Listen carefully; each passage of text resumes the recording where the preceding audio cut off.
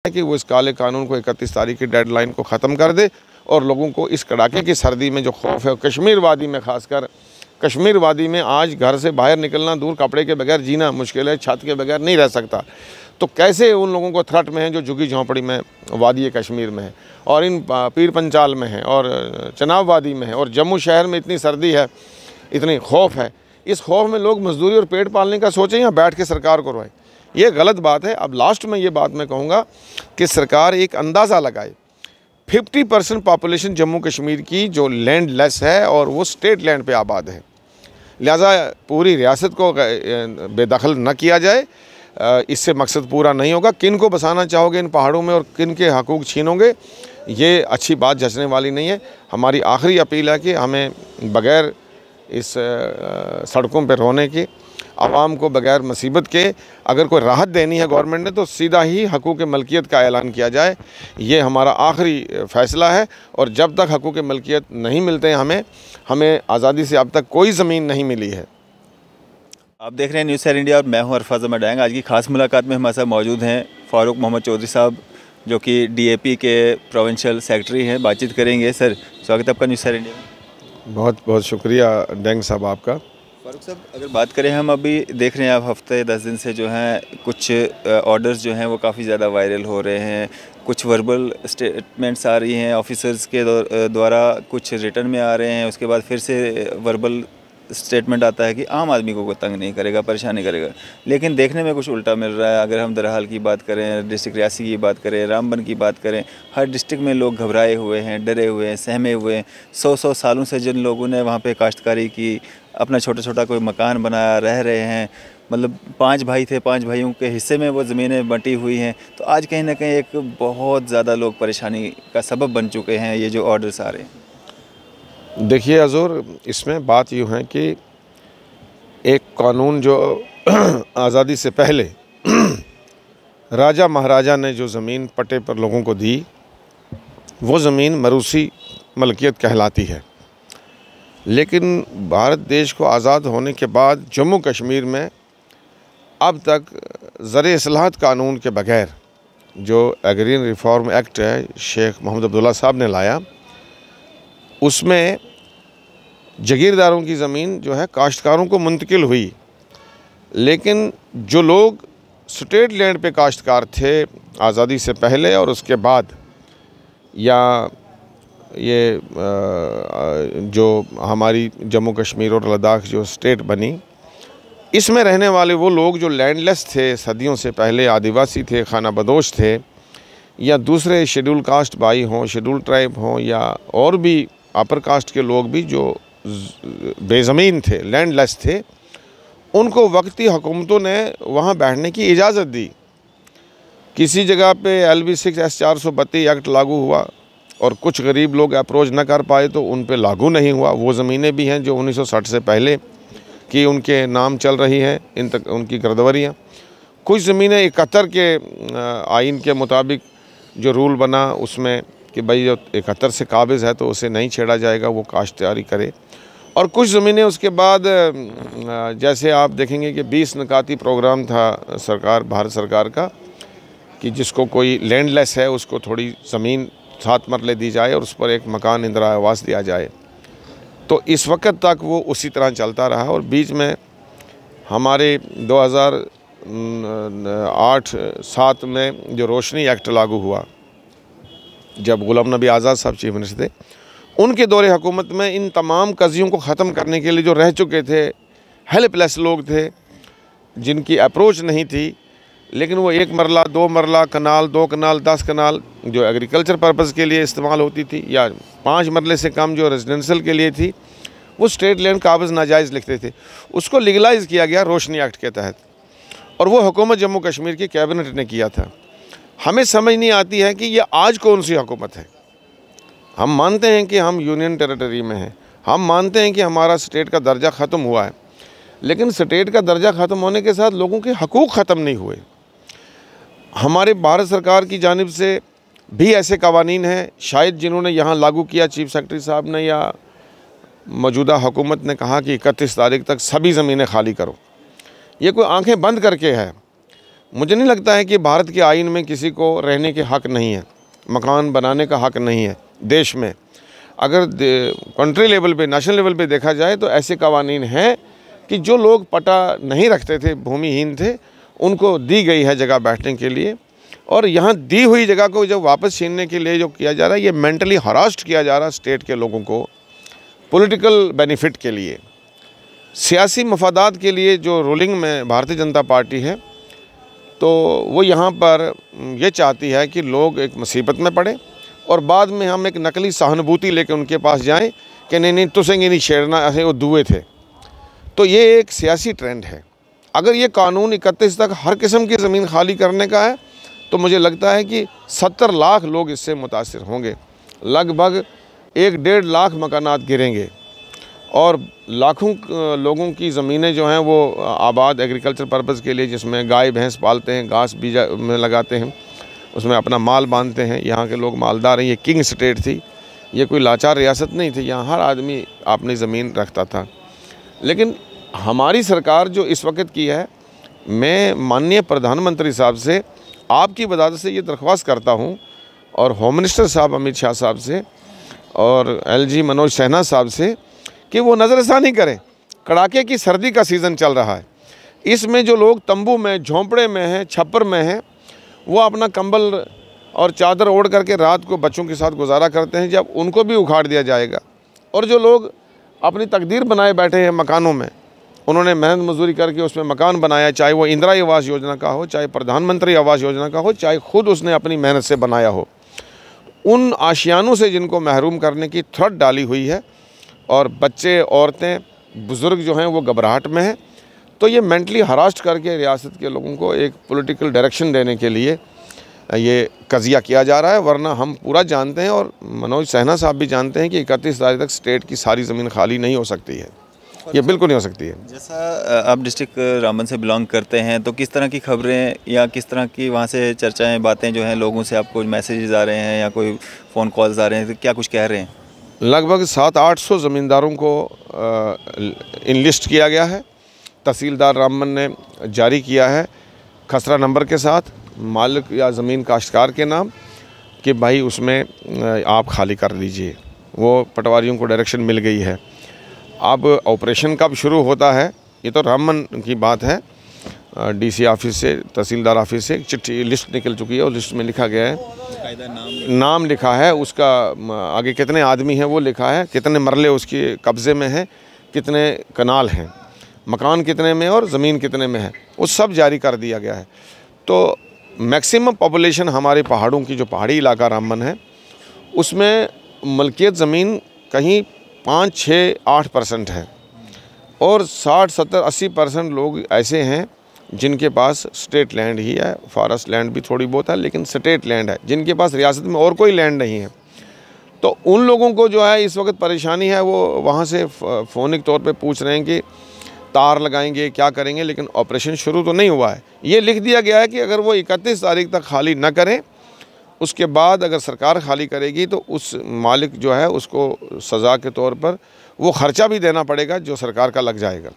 ऐसे ही तोड़ फोड़ करने में एक किसी का आशियाना तुम उजाड़ोगे, या तो सैलाब से मुतासर होता है तो उसे आफत नागहानी कहते हैं, डिजास्टर हुआ।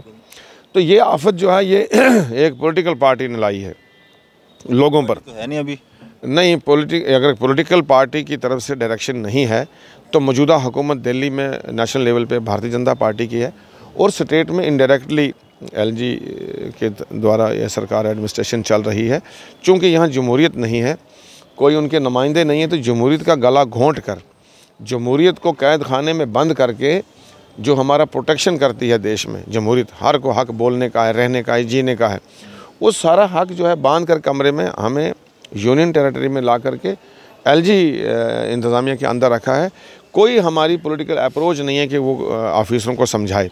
ऑफिसरों को तनख्वाहें अच्छी मिल रही हैं और जो रूलर है उसी की जी हजूरी करनी है, जो हुक्म कहेंगे वो डायरेक्शन देंगे, वही डायरेक्शन हो रही है। वरना मुझे ये इस बात का जवाब सरकार दे कि आप LB 6 S432 एक्ट लागू हुआ, आपका ग्रीन रिफॉर्म एक्ट लागू हुआ, उसकी रोशनी में क्या ज़र इस्लात का, उसकी रोशनी में क्या आता है कि काश्तकार कितने साल या कितने महीने का होना चाहिए जो राइट रखता है, वो सारे राइट क्रश करके एक ऐसा तुगलकी फरमान जारी कर दिया जिस फटोफट आधी रात को ये हो जाए। तो ये अंधा कानून है। अंधा कानून के ख़िलाफ़ हम लोग प्रोटेस्ट करेंगे।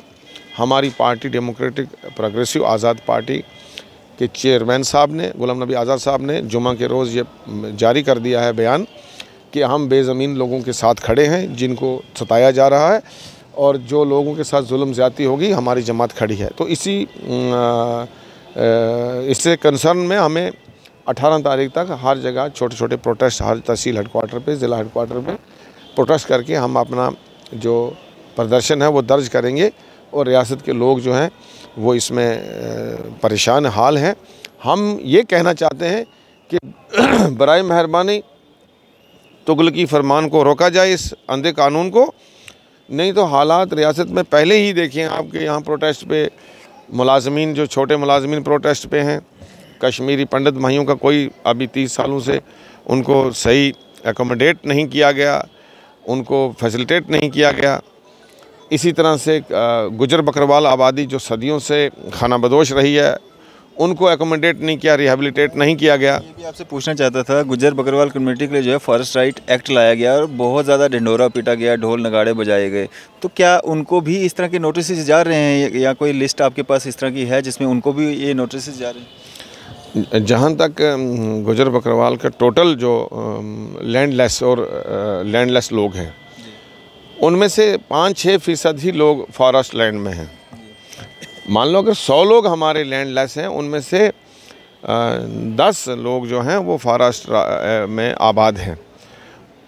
90 लोग जो हैं वो स्टेट लैंड पे हैं। स्टेट लैंड या गाजराई लैंड में कोई नहीं है। गाजराई पे कब्ज़ा कहीं पे नहीं है, हर डीसी को, हर तहसीलदार को पता है। अगर है कहीं तो वो किसी इंक्रोचर ने किया है, किसी अप्रोच वाले ने, उसको तो हम नहीं सपेयर करेंगे, सपोर्ट करते। लेकिन जिनको 10 कनाल 5 कनाल आबाद रकबा कर दिया गया है, जाय सफ़ेद खालसा जो है उस पर उसको आबाद कर दिया गया है, और आज वो डिसलोकेट किया जाएगा। ज़्यादा थ्रेट तो गुजर बकरवालों को और झुग्गी झोंपड़ी में रहने वालों को, जो जम्मू के सराउंडिंग में लोग छोटा छोटा 5 मरला 4 मरला किसी ज़मींदार से लेकर के, और धंधे में उस वक्त भी एडमिनिस्ट्रेशन साथ रही है। ये कहते हैं ना ये ज़मीन कैसे ली है, वो किसी न किसी के नाम दर्ज है, तब उसने दी है।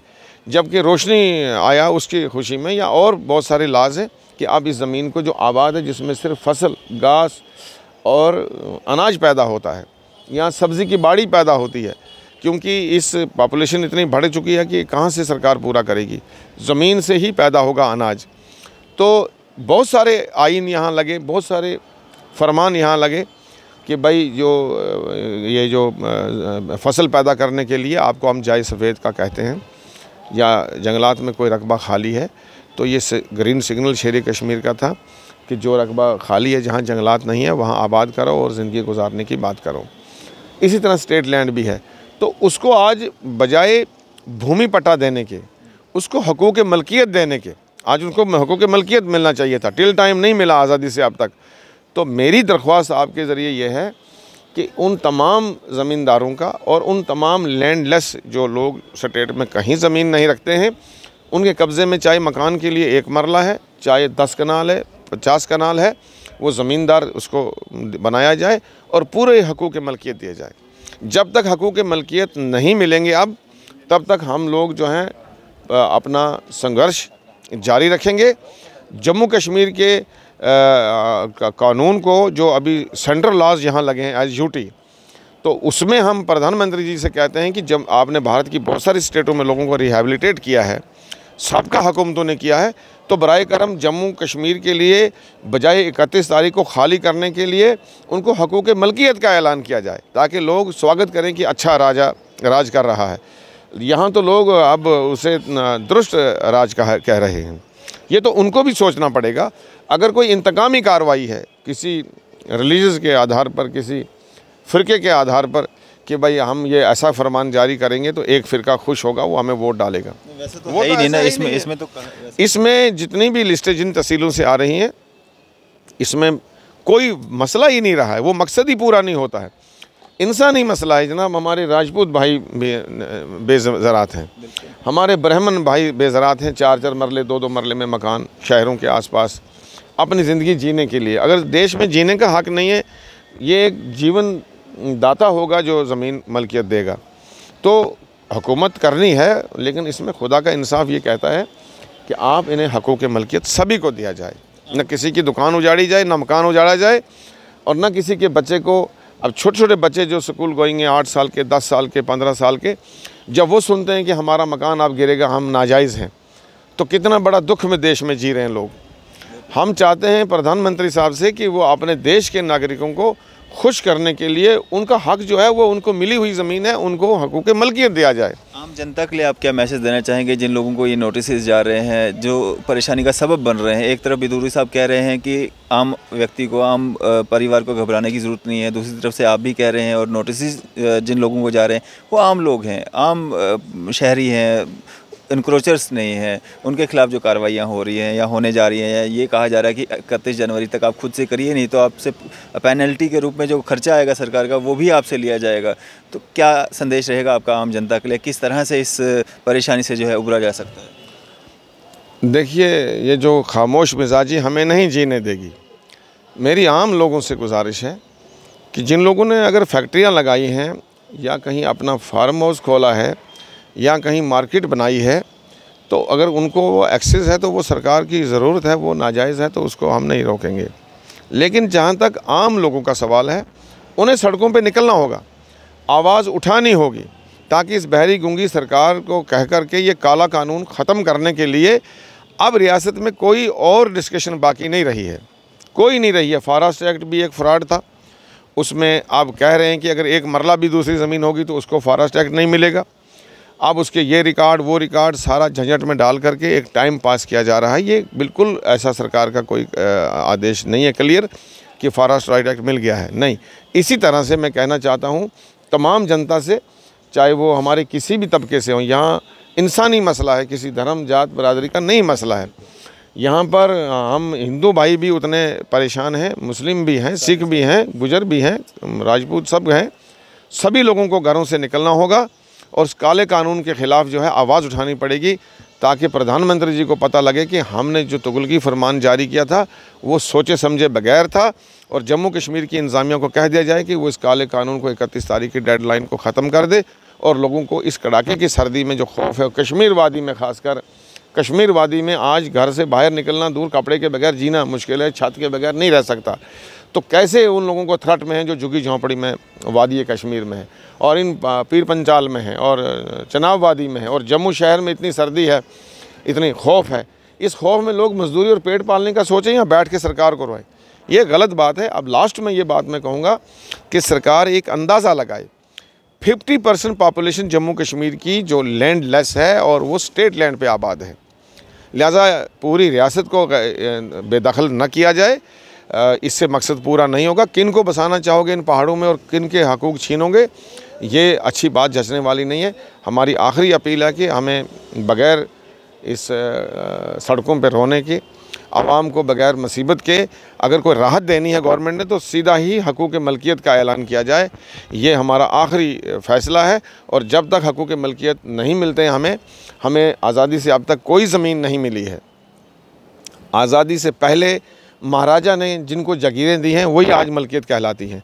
आज़ादी के बाद अब तक सरकार ने लैंडलेस को, भूमिहीन को भूमि पट्टे नहीं दिए हैं, तो सरकार ये वाला हक हमें पहले दे, और उसके साथ साथ यहाँ पर हमें जमहूरी हुकूमत कायम करने का मौका दे, जल्दी इलेक्शन कराए, स्टेट को जल्दी बहाल करे, हमारी कैबिनेट हो और हम आज़ादी से अपने वतन में जी सकें। अगर हमारी स्टेट मिलिटेंसी से इफेक्टिव है, पहले ही उसकी चलत फिरत, उसका कारोबार सब लोगों का मुतासर हुआ है। 30 सालों में बहुत घर जले हैं, बहुत बेकसूर लोग मारे गए हैं, हर घर को ज़ख़म पहले पहुंचा है, और ऊपर से ताज़े ज़ख़म रोज़ देना जम्मू कश्मीर के लिए ये बहुत बड़ी आफत है, ये एक जुल्म है। और इस जुल्म को बंद करने के लिए हमारी प्रधानमंत्री साहब से और अमित शाह साहब जो हमारे होम मिनिस्टर हैं, उनसे हमारी हमदर्दाना ये अपील है कि वो एलजी साहब को डायरेक्शन दे कि वो इस कानून को जो है, इस आर्डर को वापस लें और लोगों को चैन से जीने दें, और जल्दी फ़ैसला करके हकूक़ मलकियत बदल दें। इसमें जो भी ये जिसको नाजायज़ कहते हो, जो रकबा उनके कब्ज़े में है वो नाजायज़ नहीं है। जो आदमी 30 साल 20 साल से बहुत अरसे से वहाँ अपनी ज़िंदगी को उसका तकदीर का हिस्सा बना चुका है। आज उनकी तकदीरों का कत्ल ना किया जाए, उनके नसीबों का कत्ल ना किया जाए। उनके बच्चे जो थ्रेट में जी रहे हैं, मासूम बच्चे, जो इंसानी मसला है, ये एक वायलेशन है ह्यूमन राइट्स का कि 70 लाख से ज़्यादा आबादी को तुम बेदखली का नोटिस दे रहे हो। तो ये मैं अर्ज़ करूँगा आपकी वसादत से कि ये सरकार तक बात पहुँचनी चाहिए। और इसके साथ साथ मैं एक और गुजारिश करूँगा, गुजर बकरवाल आदिवासी हैं। आदिवासी मीन्स वो खाना बदोश हैं। खाना बदोश यहाँ के टोपोग्राफी के लिहाज से सर्दियों में जम्मू और गर्मियों में कश्मीर। तो 30 लाख पॉपुलेशन हमारी ऐसी है जिसमें से 20 लाख जो है वो नुमाइड है, वो खाना बदोश है। उनके पास पेशा जो है ज़िंदगी जीने का वो माल मवेशी है। माल मवेशी को पालने के लिए उन्हें चरागाहें चाहिए। तो जम्मू में रहने वाले सर्दियों की सभी चरागाहें उनके नाम मुंतकिल की जाएँ। कश्मीर में भी जो गर्मियों के सीज़न में जाते हैं उनको हकूक़ मलकियत दिया जाए, चरागाह का हकूक़ दिया जाए, इन लिस्ट किया जाए। और गुजर बकरवाल खाना बदोश का जो पेशा है उसको इंडस्ट्री का दर्जा दिया जाए और उसको लीगलाइज़ किया जाए, ताकि वो कानून में खाना बदोश एक मुकाम रखे। हमें किसी कानून में खाना बदोश करार नहीं दिया गया है, सिर्फ पेशा हमारा है और वही ज़ुबान हाली है। जब हम कहीं सरकार के खाते में आ जाएंगे, जिस तरह से आप इंडस्ट्री को दर्जा दे रहे हो, जम्मू में, कश्मीर में दे रहे हो, लद्दाख में दे रहे हो कि भाई ये हमारी इंडस्ट्री लैंड होगी, यहाँ इंडस्ट्री लगेगी, इस पर लोग रोज़गार करेंगे। लेकिन जो लोग खुद ही अपना माल मवेशी पाल रहे हैं, 10 लोगों को रोज़गार दे, अपने बाल बच्चे को भी दे रहे हैं और जो चरवाए हैं उनके बाल बच्चों को भी रोज़गार दे रहे हैं। तो ये एक 3rd लार्जेस्ट पॉपुलेशन स्टेट की है जो पेशा खाना बदोशी करती है। उस पेशे को इंडस्ट्री का दर्जा दिया जाए ताकि वो लीगलाइज हों सारे और आएँ भी इज़्ज़त से जम्मू के लिए अपने माल मवेशी को चराने के लिए, और जाएँ भी इज़्ज़त से अपने उन मुकामात पे जहाँ वो गर्मियों के सीज़न में अपने माल मवेशी को पाल के सरकार पे बोझ नहीं बनते हैं, डिमांडें नहीं करते हैं, नौकरियां नहीं मांगते, खुद सब सेल्फ रोज़गार पैदा कर रहे हैं। तो इतनी बड़ी आबादी को अभी उससे महरूम रखा गया है। गुजर बकरवाल की जितने लीडर, जितने कानून बने, जो भी बने, वो अब तक सही नहीं बने, क्योंकि उन्हें हकूक़ नहीं दिए गए खाना बदोशी के, ताकि वो जम्मू में रहें तो उनको सरकार रखें, अलाट करे और उनकी अलाटमेंट हो सीधी, और कश्मीर में जाएं तो उनकी ढोकें जो हैं वो अलाटेड हों, और पेशा जो खाना बदोशी का है उसको इंडस्ट्री का दर्जा मिले, उसको एक शोबे का दर्जा मिले, पेशा वाराना सर्टिफिकेट जारी हो कि ये पेशे से खाना बदोश है। आप सिर्फ कागज़ पे माटू पे लिखते हैं, माटू तो हमारा माल गुजारी का है, वो टैक्स देने का, यहाँ से गए जंगलात को टैक्स दिया तो उन्होंने पर्ची रसीद दे दी, उसको माटू कहते हैं। वो एक सबूत हमारे पास है। हम कहते हैं कि जितने लोग मोबिलाइज़ करते हैं माटू के आधार पर, जितने लोग उसमें आते हैं खाना बदोशी का, उनको पेशा वाराना सर्टिफिकेट, जिस तरह हम डोमिसाइल देते हैं इस तरह से पेशा वाराना सर्टिफिकेट हो और उससे पता लगे कि ये आदमी खाना बदोश है। वरना खाना बदोश में ट्राइबल जो बनाया है उसमें तो घुसने के लिए बहुत सारे लोग तैयार हैं, सारे अपना वो दे रहे हैं। लेकिन जो आदिवासी, जिसको खाना बदोश कहेंगे हम, चाहे वो गुजर खाना बदोश हो, चाहे वो कश्मीरी खाना बदोश हो, राजपूत खाना बदोश हो, जो माल मवेशी का पेशा रखते हैं, उसे पेशा वाराना सर्टिफिकेट मिलनी चाहिए और वो हमारे आइन में शामिल होना चाहिए। और जल्दी हमारी आइन साज असम्बली, यहाँ कानून साज असम्बली बहाल हो, बराबर स्टेटस हमें मिले स्टेट का, जो था वैसे का वैसा। 370 जो है वो अभी सुप्रीम कोर्ट के ज़ेर इख्तियारात में है। अगर बहाल होगा तो कोर्ट बहाल करेगा, नहीं होगा तो उसका प्रयास हम अलग से लड़ेंगे। लेकिन हमें तो स्टेट जो यूटी बना दी गई है, इसको दर्जा दे करके हमें अपने पैरों पे खड़ा होना दिया जाए, अपने रिसोर्सेज को इस्तेमाल करने का। हम दिल्ली के रहमो करम पर नहीं जी सकते, हमारी बहुत पुरानी रियासत थी, इसकी इज़्ज़त और वक़ार जो है सभी कौमों का, सब धर्मों का, सब फ़िरक़ों का जिस तरह था वैसा बहाल किया जाए और हमारी स्टेट को, जम्मू कश्मीर लद्दाख को वापस बहाल किया जाए। शुक्रिया हमारे साथ बातचीत करने के लिए। तो ये थे हमारे साथ फ़ारूक चौधरी साहब, प्रोविंशियल सेक्रेटरी DAP। आपकी इस सब पे क्या राय है? आप भी अपनी राय जो है ज़रूर साझा कीजिएगा। इसी तरह की मज़ीद अपडेट्स के लिए आप देखते रहें न्यूज़ सैर इंडिया। मैं अरफाज अहमद, कैमरामैन शाहनवाज के साथ।